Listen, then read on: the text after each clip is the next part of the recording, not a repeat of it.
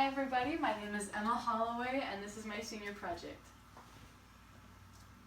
Alright, so for my senior project I chose to go up to Pine Basin, which is a summer camp run through the Bonneville High School, the Bonneville School District.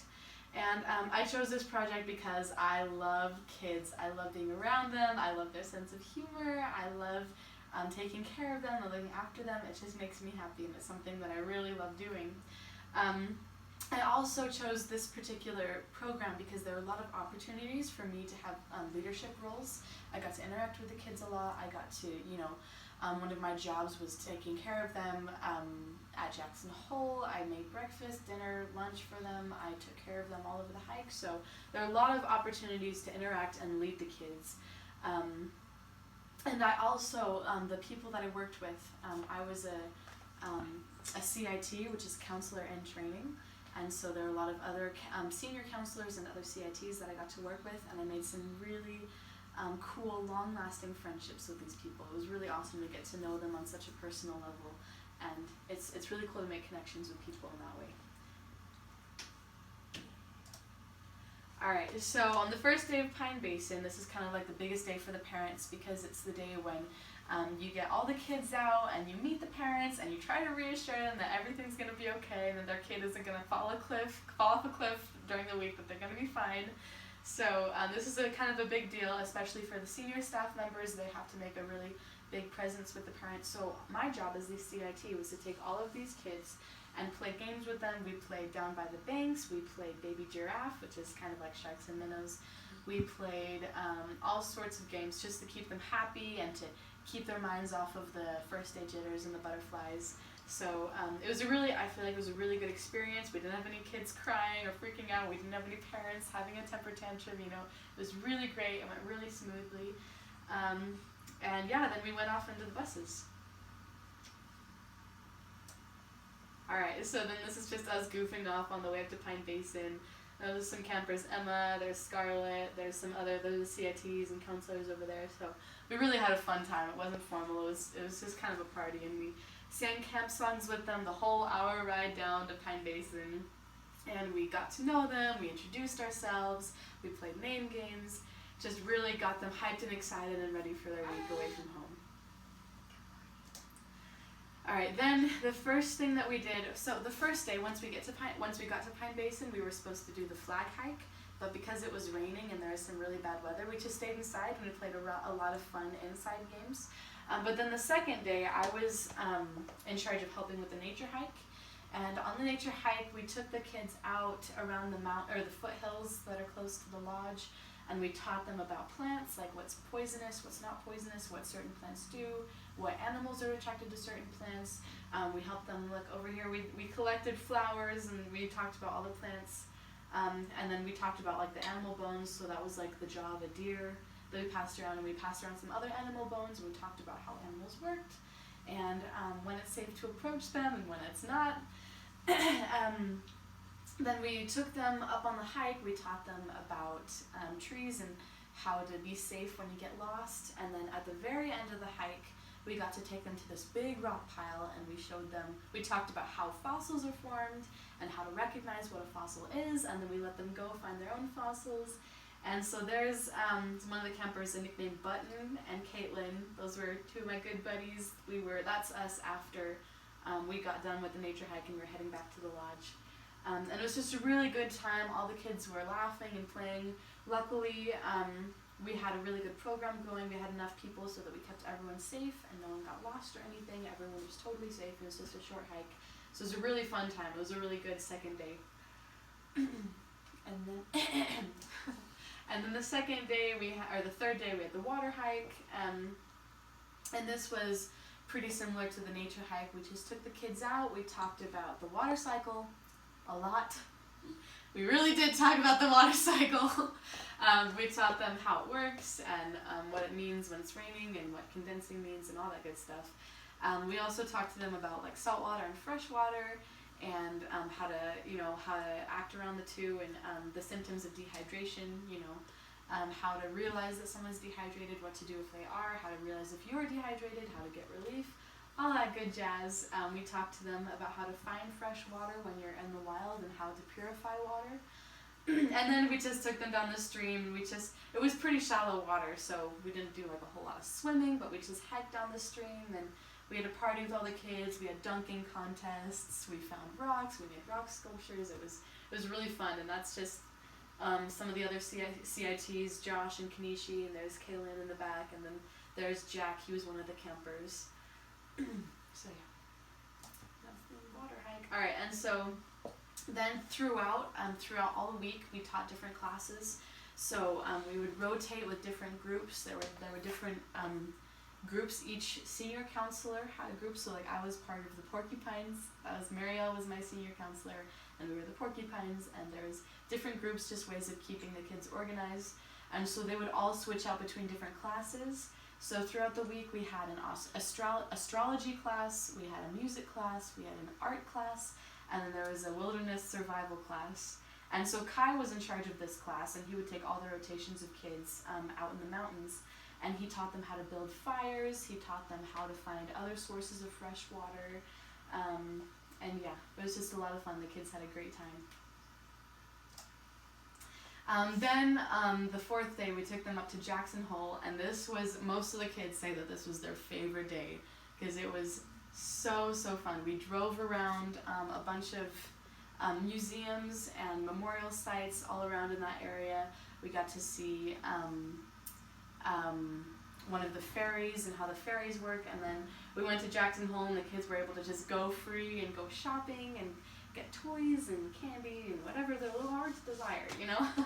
And so for my group, this was my group that I was in charge of, and this was really a good opportunity for the CITs because this is one of the first chances that it's just you and the kids. You don't have Darren, he was the guy looking over the whole Pine Basin project.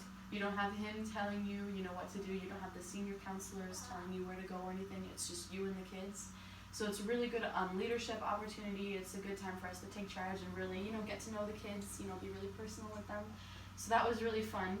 So that's just them posing because I got the group of girls and they were just being silly. So yeah, they had a really good time and it was really fun to get to know them. Alright, and then one of the other main jobs as a CIT was cooking and cleaning. So here's a derpy picture of me serving lunch. And so we would help to cook the food, we would help to serve it to the kids, make sure everything was clean, everything was safe to eat, and then we'd clean up after every meal. And then we also ran the candy shop, which was kind of where the kids could just buy candy and stuff. So that was my job, and it's kind of a big deal to make sure that everything's running, and because with 60 kids in one cabin, things can get dirty really fast. Shut up! Okay. So, yeah, that was just an important thing. And then we also were in charge of the sleeping areas and keeping them clean. So yeah, another thing that I did. Alright, so these were some of the hard things over the week. My week, I don't know, for some reason, talking to all the CITs or the senior counselors who were up there all summer, they were like, this week was the most emotional that I've ever seen. Like, the kids were crying, they were homesick, not that they weren't having a good time, they just missed their families. So that was something that we had to combat. I comforted a lot of crying kids, a lot. So that was something that was kind of hard, but we got through it, it was good. This was also my first year ever at Pine Basin. I'd never gone as a camper, I'd never gone, it was my first time, so everything was new. So every day was kind of an adapting point, which it was good, it turned out great. And I struggled with figuring out how I wanted to translate this experience into a project that would be meaningful and into a paper that would be meaningful. So luckily I got through all of these things and it all turned out great, but those are just some of the things that I struggled with. And so onto the paper. The paper, I wrote it on the importance of children spending time outside. So for my thesis, I said it is crucial for children to develop a love and respect for nature at an early age because it directly impacts their physical and emotional health, their social skills, and both their future and the future of the planet. And I ended up changing it just a little bit. I decided that social skills would go with emotional health, so I just focused on the physical health, the emotional health, and the future of the planet. And those are the main reasons why we really need, but I mean the reasons are endless for, kids just need to be outdoors. It's part of a natural way to grow up, and I think it's the best way for a kid to grow up. But starting with the physical health, just from sunlight, just getting a daily, a regular daily dose of sunshine can do a lot for you. Just the vitamin D, being out in the sunlight gives you so much vitamin D. It'll protect against inflammation, it'll lower your blood pressure, it helps your muscles, it improves brain function, and it can even protect against cancer. So all of these benefits really outweigh anything, sitting inside and reading a book. It's so much better to go outside and get that fresh air, even if you're not, running a marathon or climbing a tree. It's just helpful to be out in the fresh air. And onto emotional health, sunlight actually produces serotonin, which is a hormone in your brain that stimulates happiness. That's why when people who have depression or anxiety, it's really helpful them to be out in the sunlight a lot because it can help with that. And this is also why a lot of people experience seasonal affective disorder, because when you're inside, especially during the dark winter months, and you don't have enough sunshine, you can start to feel depressed by from the lack of vitamin D and the lack of serotonin. So it's really, it also helps what's going on in your brain. It's not just physical. And when you allow children to go outside on their own and play on their own in nature, just all by themselves, it helps their creativity levels, and it helps them to become a stronger, more independent person, rather than just having like a video game or a board game just plop down in front of them and telling kids how to play. When they're allowed to make up their own games and do their own thing, then it helps them a lot more. I'll just read this. Aside from the personal advantages, spending time outside also affects the future of the world. Because we need to be focused on fighting the environment's fight. A lot of kids are losing interest in what's going on in the world today, and that includes wars, that includes government, but most importantly, it includes keeping our environment clean.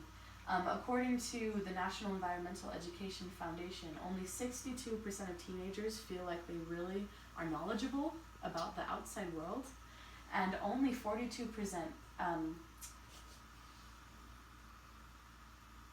42%, I was like, is that 30 or 40? Okay, mere 42% actually care about like keeping it clean. Other issues such as like LGBT rights and animal abuse take priority, and they're focusing on other issues instead of keeping our environment clean. And that's kind of a problem, because if you've taken a look at our oceans, we have billions of tons of garbage being shoveled into our oceans every year. And so this really is a big problem, and we need to be educating our kids about it and helping them to be in nature and realize what they're missing and realize what they need to protect.